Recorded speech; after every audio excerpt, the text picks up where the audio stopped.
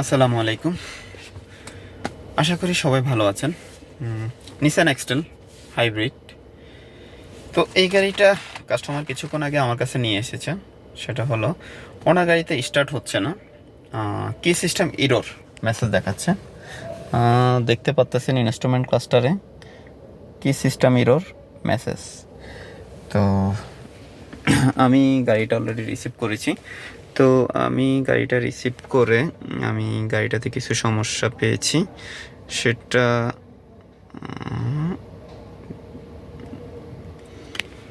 তো আমি গাড়িটা অলরেডি স্ক্যানিং করেছি। আমি এখন রেড ফল কোড দিচ্ছি। আমার এখানে অলরেডি কোড আছে। আমরা অলরেডি এখানে একটা কোডও পেয়েছি, সেটা হলো B27DC SL পাওয়ার সাপ্লাই। তো আমরা এই ডিটিসিটা পাচ্ছি।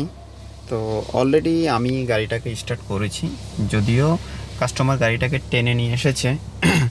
আমরা টোয়িং করা গাড়িটা পেয়েছি। আমি অলরেডি গাড়িটা স্টার্ট করেছি, দেখতে পাচ্ছেন। তো গাড়িটা অলরেডি স্টার্টে আছে, গাড়ি স্টার্ট করে ফেলেছি ইনশাল্লাহ। তো অবশ্যই এই সিস্টেম নিয়ে কাজ করতে হবে, বাট আমরা দেখতেছি। তো আমাদের গাড়িটা অলরেডি স্টার্ট হয়ে গেছে। ফাইনালি আমরা এটাকে নিয়ে একটু কাজ করতে হবে। এটা আসলে সিকিউরিটি সিস্টেম প্রবলেম। তো সাধারণত এটা মাঝে মধ্যে অনেক ভোগায়। প্রথম তো এই গাড়িগুলো যখন 2013-14-তে আমি নিসান এক্সটেল T32গুলো নিয়ে খুবই ভুক্তভোগী হয়েছিলাম, তখন আমি নিশানেই ছিলাম। তো এরপরে মোটামুটি আস্তে আস্তে আস্তে আস্তে এখন অনেকটাই ইমপ্রুভ হয়েছে। তো ইদানিং তো আসলে হাইব্রিডগুলো প্রচুর সমস্যা করতেছে। তো এটা আসলে হাইব্রিড নন হাইব্রিড দুইটাতেই একই প্রবলেম। তো নট অনলি যে নিশানে আসলে এই সমস্যাটা করে যে কি সিস্টেম এরর দেখাচ্ছে, হঠাৎ করে স্টার্ট হচ্ছে না, গাড়ি স্লিপ মোডে চলে যাচ্ছে। আসলে শুধু যে নিশান তা না, আমি এই সমস্যাগুলো হুন্দাইতে পেয়েছি, আমি এই সমস্যা ল্যান্ড রোভার জাগুয়ারে পেয়েছি, ইভেন এই সমস্যাগুলো আমি বলবোতেও পেয়েছি, কিছু কিছু টয়টা গাড়ি তো এই সমস্যাগুলো পেয়েছি। তো অলরেডি এই সমস্যাগুলো নিয়ে আমরা অ্যাভেলেবেল কাজ করতেছি। তো আপনাদের এই ধরনের সমস্যা হলে আমার সাথে যোগাযোগ করতে পারেন। আর পাশাপাশি আমি হাইব্রিড নন হাইব্রিডের অনেকগুলো ট্রেনিংও করেছি অটোমোবাইলসের উপরে। তো আপনাদের এই ধরনের সমস্যা হলে আমার সাথে যোগাযোগ করতে পারেন। অলরেডি গাড়িটা এখন স্টার্টে আছে, যদিও কাস্টমার গাড়িটা টোয়িং করে এনেছে। অলরেডি এখন আমি গাড়িটা স্টার্ট করে ফেলেছি। আমি এখন গাড়িটাকে স্টার্ট অফ করব। অলরেডি আপনারা দেখতে পাচ্ছেন যে আমার এখানে কি সিস্টেম ইরোর মেসেজটা কন্টিনিউয়াসলি আছে, ঠিক আছে। তো আমি এসি অফ করে দিলাম, আমার গিয়ার পার্কিংয়ে আছে। আমি গাড়িটা এখন স্টার্ট অফ করব। অফ করার পরে এই গাড়িটা আর স্টার্ট হবে না। আমি স্টার্ট অফ করে দিলাম। দেখতে পাচ্ছেন যে একটা মেসেজ কন্টিনিউ শো করতেছে। সুইচ অন করলাম, আমি ব্রেক চাপ দিলাম, বাট আমার গাড়ি স্টার্ট হচ্ছে না, দেখতে পাচ্ছেন। তো আসলে এই সমস্যাগুলো নিয়ে অনেকে ভুক্তভোগী। ইভেন শুধু তাই না, আমার লক আনলক কিন্তু কাজ করতেছে, ওকে,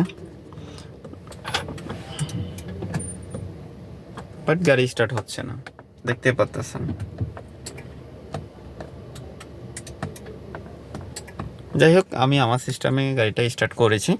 তো কারণ আসলে যেহেতু এটা যদি হঠাৎ করে রাস্তায় কোথাও হয়ে থাকে, তো অবশ্যই গাড়িটা তো সরানোর জন্য একটা ব্যবস্থা করতে হবে। তো এটা এখন আপাতত সেটাই করেছি। তো যাই হোক, এই গাড়িটা মূলত যখন টেনে আনা হয়েছিল আমার একদম ফ্লোরের মাঝখানে রাখা হয়েছিল যে আমার ডানে বামে কোনো গাড়ি ঢুকবে না। তো এখন আমি কোনো রকম গাড়িটা স্টার্ট করে একটা সাইডে বেতে পার্কিং করেছি। যাই হোক, আপনাদের এই ধরনের সমস্যা হলে আমার সাথে যোগাযোগ করতে পারেন। তো আজকে এই পর্যন্তই, ভালো থাকবেন। আসসালামু আলাইকুম। ও সরি, পাশাপাশি শুধু তাই না, আমি হাইব্রিড নন হাইব্রিড সবগুলো ব্যান্ডারে কাজ করে থাকি। আর নিসান এক্সটেলে গিয়ার প্রবলেম, শিপশক প্রবলেম যেগুলো আছে, বা আমি আরে দিয়েছি ডিতে দিয়েছি, গাড়িটা মুভমেন্ট করতেছে না, অনেক সময় 20-40 আপ স্পিডের মধ্যে মাঝামাঝিতে গাড়িটা ভাইব্রেশন করে রানিংয়ে। তো এই ধরনের সমস্যাগুলো নিয়ে আমরা অ্যাভেলেবেল কাজ করি। প্লাস মাঝে মধ্যে ব্রেক হার্ড হয়ে যাওয়া, ইনস্ট্রুমেন্ট ক্লাস্টারে অনেকগুলো ওয়ার্নিং ল্যাম্প অন হয়ে থাকা, তো এই সমস্যা আসলে নিসানের ক্ষেত্রে একেবারে কমন হয়ে গেছে। আছে টয়টা পিয়াস, একোয়া, এক্সিও, সিএচআর, এগুলো তো আছে এই সমস্যাগুলো, বাট নিসানের ক্ষেত্রে একটু বেশি এই সমস্যাটা। তো আমি অলরেডি এগুলো অ্যাভেলেবেল কাজ করতেছি। এসি নিয়েও অনেকগুলো প্রবলেম আছে, এগুলো ইনশাল্লাহ আমরা সমাধান করেছি, কাজ করতেছি। এবিএস নিয়েও অনেকগুলো প্রবলেম পেয়েছি এ পর্যন্ত, এবিএস মডিউল সমস্যা থাকে। তো অ্যাভেলেবেল আমাদের কাছে রিকন্ডিশন নতুন পার্টস আছে। আপনাদের যে কোনো ধরনের সমস্যা আমার সাথে যোগাযোগ করতে পারেন। আসসালামু আলাইকুম রহমতুল্লাহ।